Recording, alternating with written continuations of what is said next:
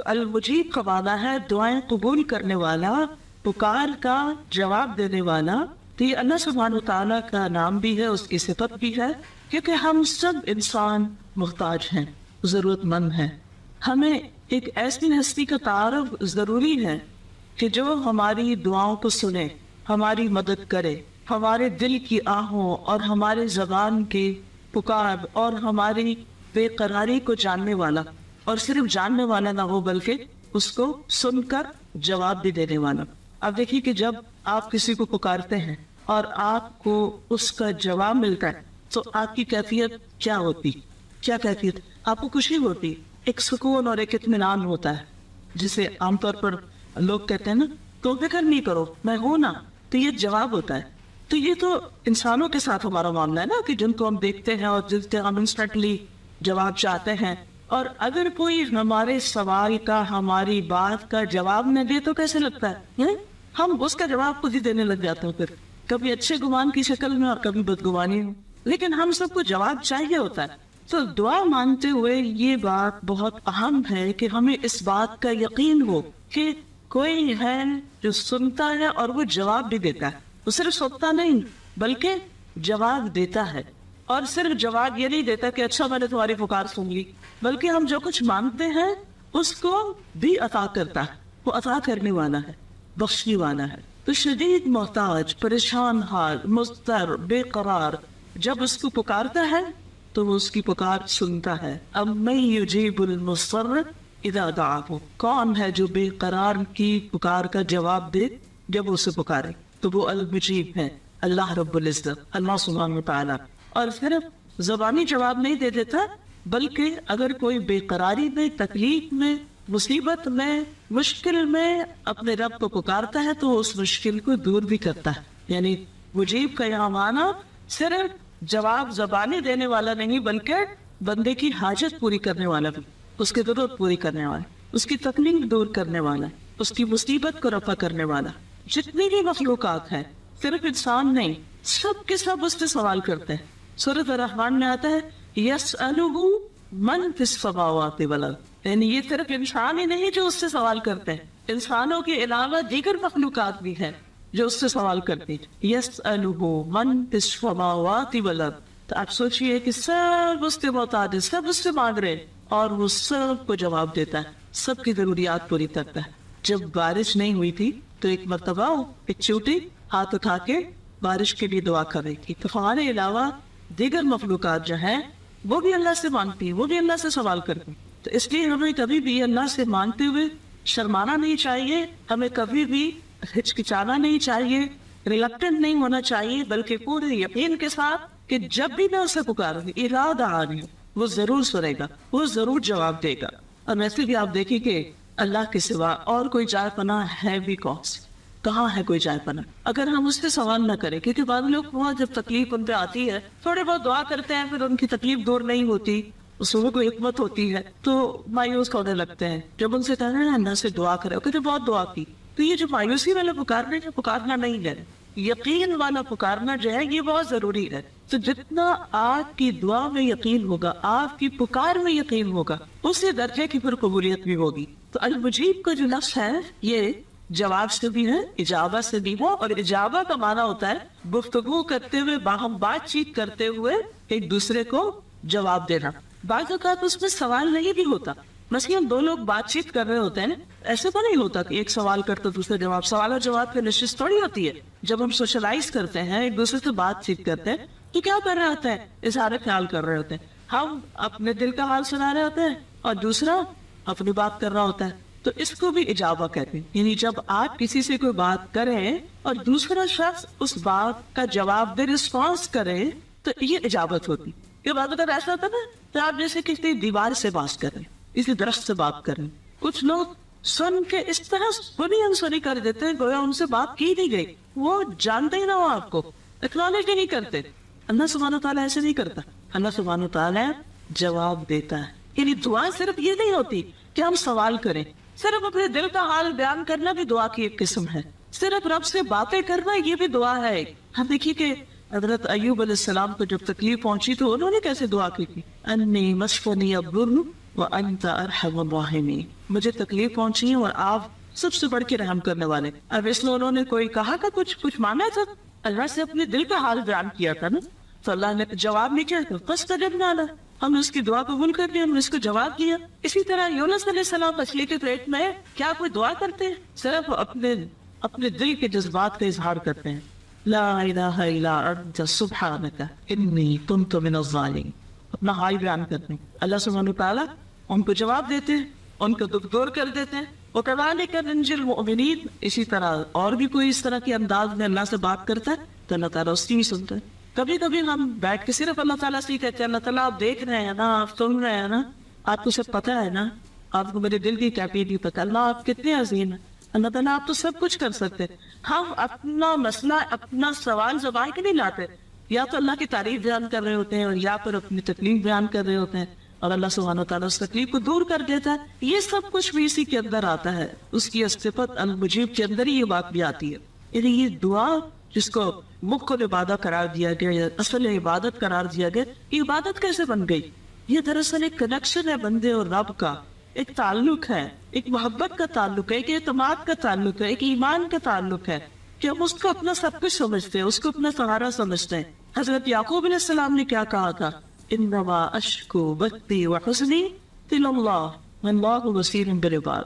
اس میں بھی انہوں نے کچھ مانگا نہیں تھا, صرف اپنے دل کا حال بیان کیا تھا, اپنا غم, اپنی تکلیف, اپنی کیفیت کا اظہار کیا تھا اپنی زبان کے ساتھ. ایسے بہت سی مواقع آپ کو ملیں گے. تو دعا صرف سوال نہیں ہوتا, دعا اللہ سبحانہ وتعالیٰ کے ساتھ ایک بات چیت بھی ہوتی, اس کے اوپر اعتماد کا اظہار بھی ہوتا ہے.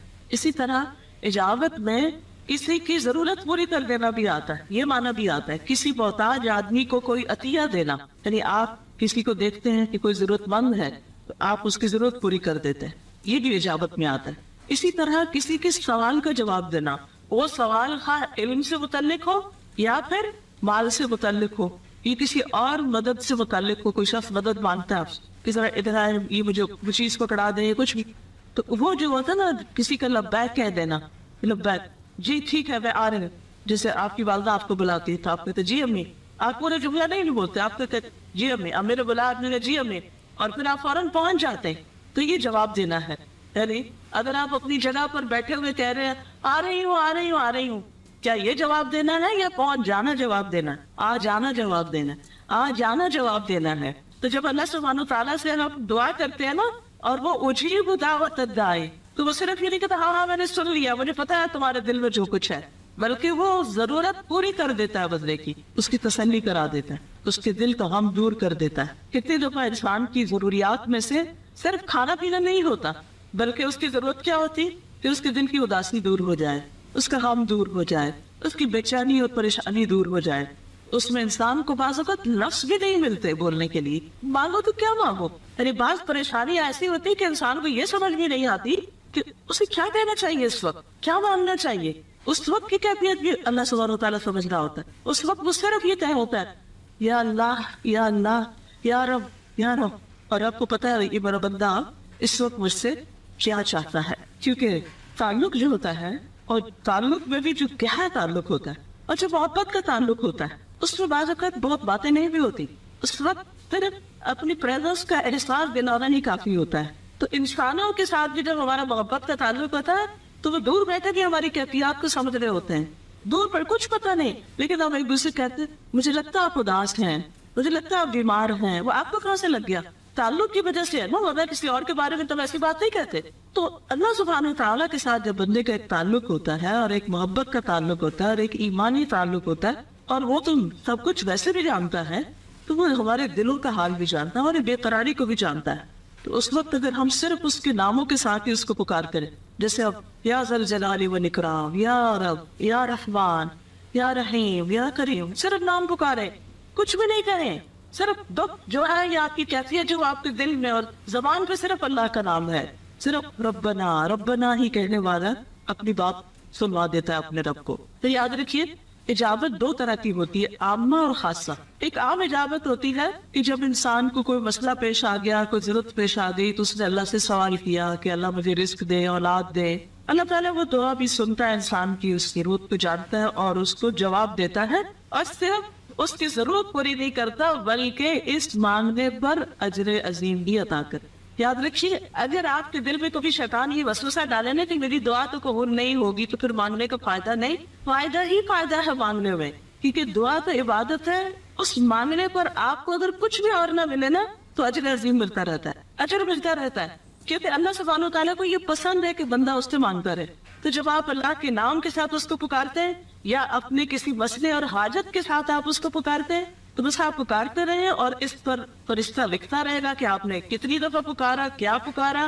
گننے کی بھی ضرورت نہیں ہے کہ گن گن کے ہم نام اللہ کا لیں, ان گنت پکارے اور اس پر وہ آپ کا اجر جاری کر دیں گے. اور جب ہم پکارتے رہیں گے اجر ملتا جائے گا, تو کیا وہ مسئلہ جس کے لیے ہم اس کو پکارے وہ دور نہیں ہو جائے گا. تو یہ اجابت عام ہے. اور اسی طرح اجابت خاص بھی ہوتی ہے جو اللہ کے خاص بندوں کے لیے ہوتی ہے, اس کے اولیاء کے لیے ہوتی ہے. اس پر اس کا لطف و کرم ہوتا ہے.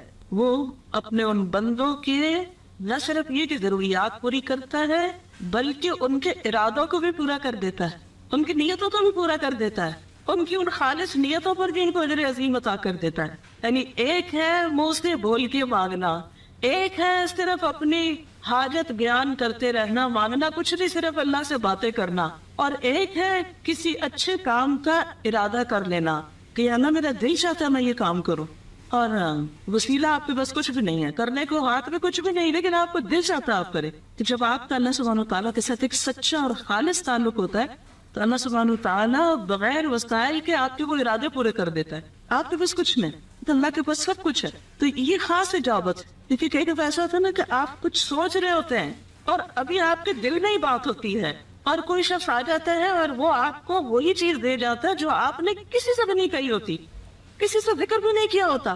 آپ حیران ہو جاتے ہیں یہ کیا ہو گیا, یہ کہاں سے, میں نے تو کسی کو بتایا بھی نہیں تھا. ہاں اس کو بتایا تھا نا جو جواب دینے والا. اتنی دعائیں وہ ہیں جو ہم مانگتے ہیں تو قبول ہوتی ہیں, اور کتنی ہی ہماری خواہشات ایسی ہوتی ہیں جو ابھی ہم مانگنے کی نوبت بھی نہیں آتی ہے وہ پوری ہو چکی ہوتی. اور خاص طور پر اللہ کا یہ معاملہ ان لوگوں کے ساتھ ہوتا ہے جو اپنے آپ کو اللہ کے لیے خالص کر دیتے ہیں, وقف کر دیتے ہیں. وَلَيَنْصُرَنَّ اللَّهُ مَن يَنْصُرُهُ, اللہ ضرور ان کی مدد کر, بن مانگے ان کو دیتا ہے. وَهُوَ يَتَوَلَّى الصَّالِحِينَ, حضرت عمر بن عبدالعزیز نے 11 بیٹے چھوڑے تھے اور کوئی مال نہیں چھوڑا تھا ان کے لیے. تو کسی نے پوچھا کہ کچھ نہیں چھوڑا, تو کہا کہ میں ان کے پاس اللہ کا تقویٰ چھوڑ رہا ہوں.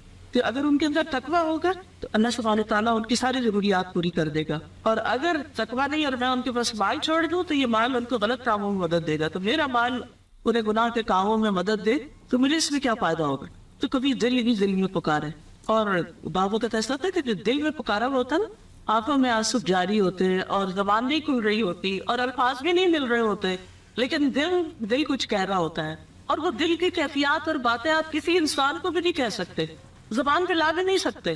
لیکن اگر اس وقت آپ کا کنیکشن اپنے رب کے ساتھ ہے تو وہ سن رہا ہوتا ہے, وہ جان رہا ہوتا ہے, اور وہ آپ کی ضرورت پوری کر دیتا ہے. اور اللہ سبحانہ وتعالیٰ کے یہ نام قرآن مجید میں قریب کے ساتھ آتے ہیں. ان ربی قریب مجیب, میرا رب قریب ہے, جواب دینے والا ہے. تو جو شخص اپنے رب کو جتنا زیادہ اپنے قریب پاتا ہے اتنا زیادہ اس کو مجیب بھی پاتا ہے. قرآن مجید میں آتا ہے وَلَقَدْ نَادَانَا نُوحٌ فَلَنِعْمَ الْمُجِيبُونَ, اور بلا شبہ یقیناً نوح علیہ السلام نے ہمیں پکارا تو یقیناً ہم اچھے قبول کرنے والے ہیں.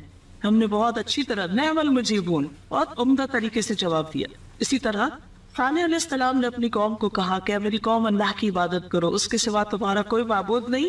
اس نے تمہیں زمین سے پیدا کیا اور تمہیں زمین پر آباد کیا, تو اس سے بخشش مانگو. فاستغفروہ ثم توبوا الیہ ان ربی قریب مجیب, فاستغفروہ ثم توبوا الیہ. تو بعض اوقات کیا ہوتا ہے, ہماری دعائیں صرف استغفار ہوتی ہیں, مانگ کچھ نہیں رہے, ہم صرف اپنی بخشش مانگ رہے ہیں, اللہ تو معاف کر دے, اور پھر ہم اللہ کی طرف پلٹتے ہیں, یعنی جو اللہ کے حق میں کمی کوتاہی کی ہوتی ہے اس کو پورا کرنے لگتے ہیں. تو اللہ سبحانہ وتعالیٰ ان ربی قریب مجیب, تو بعض دعائیں استغفار کی شکل میں اور توبہ کی شکل میں, اور بعض صرف نیک کام کرنے کی شکل میں, صدقہ خیرات یا نماز یا کسی کے ساتھ حسن سلوک, کسی اور کی ضرورت پوری کرنے کی شکل میں. تو ان نیکیوں پر بھی جواب آتا ہے. توبہ یتوبو کا مطلب ہوتا ہے اللہ کی طرف لوٹ آنا, پلٹ آنا. وہ جو دوری تھی نا, وہ جو گناہوں کی وجہ سے فاصلے بڑھ گئے تھے, توبہ کے ساتھ وہ کم ہو جاتے ہیں. ہم رب کے قریب بڑھتے ہیں تو رب ہماری طرف اس سے زیادہ قریب ہوتا ہے. ہم ایک بالش قریب ہوتے ہیں تو وہ 10 ہم چل کے جاتے ہیں تو وہ لوٹ کر ہماری طرف آتا ہے. یاد رکھیے کسی بھی قسم کا کوئی دکھ، کوئی تکلیف، کوئی ضرورت، کوئی پریشانی ہے زندگی میں، کچھ بھی اٹکا ہوا ہے، کچھ بھی رکا ہوا ہے، وہ ہے سب کچھ سننے والا، سب کچھ دینے والا، سب کچھ کرنے. ضرورت اس بات کی کہ اس کی طرف رغبت کرے، اس کی طرف راغب ہو جائے، اس سے دوری ختم کر دے، اس سے اجنبیت نہ ہو آپ کی، اس کے ساتھ ایسا تعلق ہو جو ہر تعلق سے بڑھ کر، ہر انسان سے زیادہ، ہر چیز سے زیادہ، مال و بقا سے زیادہ، دنیا کی رونقوں سے زیادہ، ہر چیز سے زیادہ اس سے تعلق. اور یہ اللہ کا وعدہ ہے کہ جب بندہ اس کی طرف آئے گا، سوال کرے گا تو وہ جواب دے گا.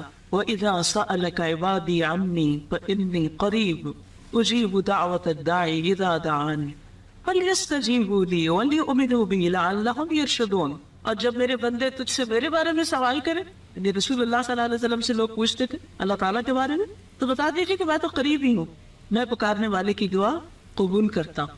جب بھی وہ مجھے پکارتا ہے تو لازم ہے کہ وہ میری بات مانے، وہ بھی میری بات مانے. تو اس سے کیا پتہ چلتا ہے کہ اگر ہم چاہتے ہیں کہ ہماری بات مانی جائے اللہ کے ہاں، تو پھر ہم بھی کیا کریں؟ اس کی بات مانیں، اس کی اطاعت کریں. کوئی بھی تعلق دو طرفہ ہوتا ہے، ون سائیڈڈ نہیں ہوتا. اور دعا کوئی شاپنگ نہیں ہے کہ آپ جا کے تو کچھ خرید کے لے آئے اپنے لیے، کہ ہم نے اللہ تعالیٰ کو آرڈر بک کر دیا یہ اور یہ اور یہ آپ ہمارے لیے کر دیں. نہیں، دعا تو ایک ریلیشن شپ کا نتیجہ ہے، اس میں ایک ریلیشن شپ ہے، ایک تعلق ہے، اور پھر اللہ تعالیٰ ہر ایک کی دعا سنتا ہے. ایک شخص نے نبی صلی اللہ علیہ وسلم سے پوچھا آپ کن چیزوں کی دعوت دیتے؟ آپ نے فرمایا میں اس اللہ کی طرف دعوت دیتا ہوں جو ایک ہے. وہ اللہ کہ جب تم پر کوئی مصیبت آتی ہے اور تم اسے پکارتے ہو تو وہ تم سے تمہاری مصیبت دور کر دیتا ہے. وہ ہے اللہ. دیکھیے اللہ کی پہچان کرائی جا رہی، اللہ کی معرفت. ہم سوچتے ہیں کہ اللہ کی معرفت کیسے ہو، اپنے کو یا دوسرے کو، تو اس طرح آپ معرفت کروا رہے ہیں. پھر فرمایا جب تم کسی بیابان اور جنگل میں راستہ بھول جاؤ اور تم اس سے دعا کرو تو تمہیں وہ واپس پہنچا دیتا ہے. اور وہ ذات کہ جب تم تحت سالی میں مبتلا ہوتے ہو، بارشیں نہیں ہوتی، زمین کو چگاتی نہیں، اور تم اس سے دعا کرتے ہو تو وہ تمہاری پیداوار تمہارے لیے ظاہر کر دیتا ہے. وہ ہے اللہ جس نے تمہارے رزق کا اور تمہاری ساری ضروریات کو پوری کرنے کا بندوبست کیا ہے. پھر یہ بھی یاد رکھیے کہ بعض اوقات شیطان ہمیں یہ وسوسہ دلاتا ہے کہ تم نے بہت گناہ کیے ہیں اور تم بہت خراب انسان، تمہاری دعا نہیں قبول ہوتی. اللہ تعالیٰ سب کی سنتا ہے، اور دعا ایک ذریعہ بنتا ہے اللہ کی طرف لوٹنے کا، پلٹنے کا. اس کو عبادت کیوں کہا گیا؟ اسی لیے کہا گیا نا اللہ تعالیٰ انسان پر امتحان کیوں ڈالتا ہے، مشکلات کیوں ڈالتا ہے؟ تاکہ بندہ پلٹے، اس کی طرف آئے. اس کے ذریعے وہ ہمیں اپنے قریب کرتا ہے، اور جن چیزوں کے پیچھے ہم دوڑ رہے ہوتے ہیں ان کی محبت کم کرتا ہے ہمارے اندر سے. کیونکہ ہوتا ہی ہے نا جب مشکل آتی ہے نا تو لوگ ساتھ چھوڑ دیتے ہیں. مشکل تکلیف کے وقت انسان تنہا محسوس کرتا ہے. اگر اور کچھ نہیں نا تو بیماری کے وقت کوئی آپ کے ساتھ ہوتا ہے، چاہے 100 لوگ آپ کے آس پاس کھڑے نہ، لیکن وہ تکلیف کس پہ گزر رہی ہوتی، وہ پروسیجر کس پہ ہو رہا ہوتا ہے؟ اکیلے آپ پر. اس وقت کون سب سے زیادہ قریب ہوتا ہے؟ اس وقت سب سے زیادہ مدد کون کر سکتا ہے؟ لا شفاء الا شفاء، کوئی شفا ہے ہی نہیں کسی کے پاس سوائے تیری شفا. اللہم انت الشافی، صرف تو ہی شافی. یہ بات انسان عام حالات میں اس یقین کے ساتھ نہیں کہتا جس یقین کے ساتھ انسان بیماری کے وقت کہتا ہے، تکلیف کے وقت کہتا ہے. کیونکہ بعض اوقات دوا کھانے سے بھی آرام نہیں آتا، بہت سے کام کرنے سے بھی آپ کی تکلیف دور نہیں ہوئی. تو اللہ تعالیٰ دکھاتا ہے کہ اصل میں تو کرنے والا وہ ہے. تم نے انسانوں کو سمجھ لیا تو وہ تمہیں شفا دیں گی. تو یاد رکھیے کہ ہر ایک کی دعا قبول ہوتی ہے، حتیٰ کہ کافر کی دعا اگر وہ مظلوم ہو، گناہگار ہو، یعنی صرف کافر نہیں بلکہ مسلمان بھی. حدیث میں آتا ہے، مسلم احمد کی روایت ہے، مظلوم کی دعا قبول کی جاتی ہے اگرچہ وہ گناہگار ہی ہو، پھر بھی قبول ہوتی. بس اس کا گناہ اس کے نفس پر ہے، یعنی اس کا گناہ اس کے اپنے اوپر ہے، اس کی سزا الگ مل جائے گی. لیکن اس پہ جو ظلم ہوا، ظلم انتہائی بدترین چیز ہے. اس پہ جو ظلم ہوا ہے اس کی وجہ سے مظلوم کے قریب ترین ہے اللہ تعالیٰ. پھر یہ یاد رکھیے کہ اللہ تعالیٰ مانگنے والوں کو بہت پسند کرتا ہے. کس سے مانگنے والوں کو؟ لوگوں سے، اللہ سے. جب بھی ضرورت پڑے نا تزکیہ کرے. پہلا خیال کس کا آیا؟ کون کرے گا یہ کام؟ کہاں سے مدد آئے گی؟ پہلا خیال یہ آنا چاہیے اللہ کرے گا. اللہ پہ توکل کرتے ہیں، اللہ کرنے والا ہے. اور جس چیز کے اندر یہ یقین ہے نا اللہ کرنے والا ہے، پھر وہ بے خطر نکل بھی پڑتا ہے اس راستے میں وہ کام کرنے کے لیے. وہ بڑے بڑے رسک بھی لے لیتا ہے، پھر وہ آگے بھی بڑھ جاتا ہے. اور جو شخص صرف اپنے اوپر بھروسہ کرتا ہے پھر وہ خود پر بھی نہیں کرتا. اور خود پہ کیا کرے کہ خود سے بھی کئی دفعہ دھوکہ کھایا ہوتا ہے انسان نے، پھر وہ کام نہیں کر سکتا، آگے نہیں بڑھ سکتا. تو یہ یقین کہ اللہ ہمارے ساتھ ہے.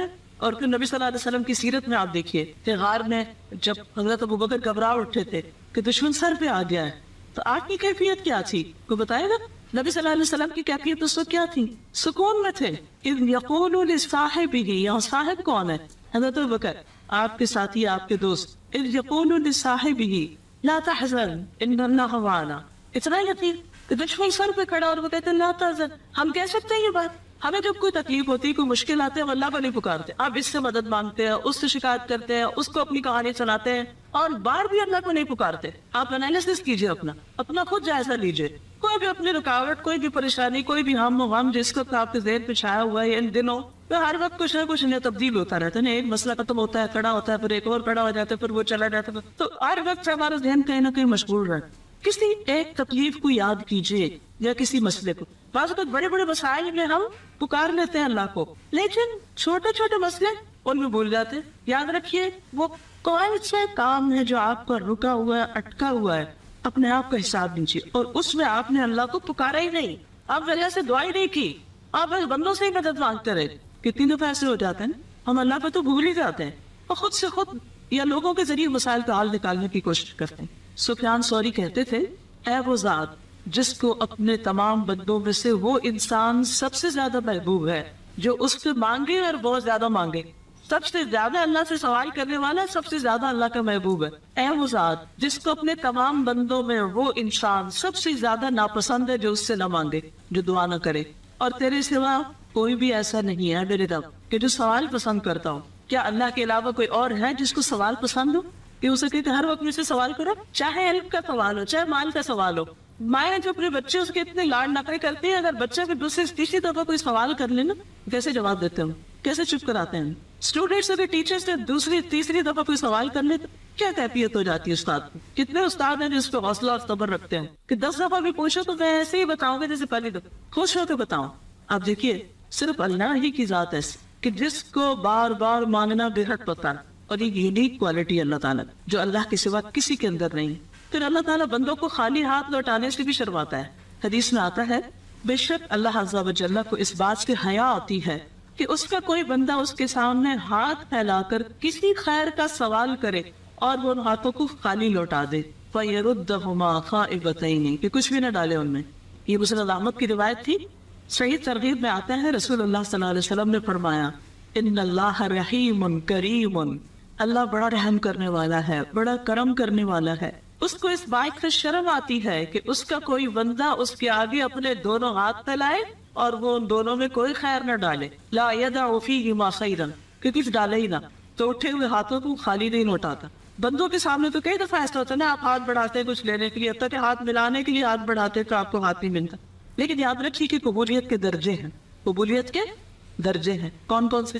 ایز اٹ از مل گیا جو مانگا، اور اس سے بہتر مل گیا، اس کے علاوہ کچھ اور مل گیا، آخرت میں مل گیا، کوئی مصیبت ٹل گئی، شاباش. تو یہ سب باتیں احادیث سے ہمیں پتہ چلتی ہیں. ترمذی کی روایت میں آتا ہے کہ اگر کوئی شخص اللہ سے دعا کرتا ہے تو اس کی دعا ضرور قبول کی جاتی ہے، خواہ دنیا ہی میں اسے وہ چیز دے دی جائے یا آخرت کے لیے ذخیرہ بنا دی جائے، یا پھر اس کی دعا کی وجہ سے اس کے گناہوں کا کفارہ کر دیا جائے.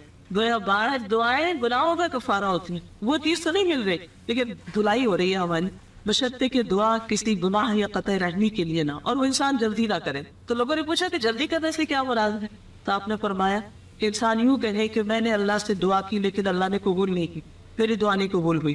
یہ جلد بازی. یاد رکھیے کبھی اللہ تعالیٰ انسان کو وہی چیز دے دیتا ہے جو وہ مانگتا ہے. جیسے ابراہیم علیہ السلام نے کہا تھا ربی ھب لی من الصالحین فبشرناہ بغلام حلیم، ایز اٹ از مل گئی. کبھی مانگی ہوئی چیز سے بہتر عطا کرتا ہے. اس قالت امرأۃ عمران ربی انی نذرت لک ما فی بطنی محررا فتقبل منی.